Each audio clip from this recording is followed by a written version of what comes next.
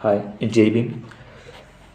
Indian హిస్టరీలోని ఒక topic కౌటిల్యుడు అర్థశాస్త్రంలో 34 శాఖలు ఉండేవి. దాంట్లో ముఖ్యమైన శాఖలు కొన్నిటిని మనం చర్చించుకుందాం.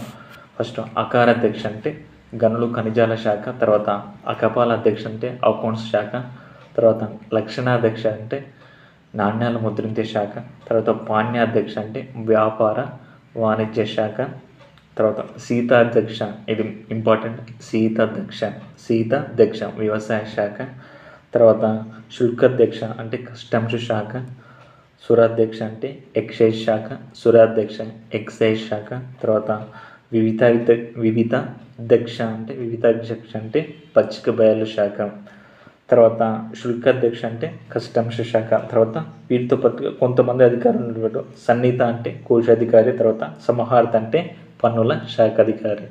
Okay, thank you.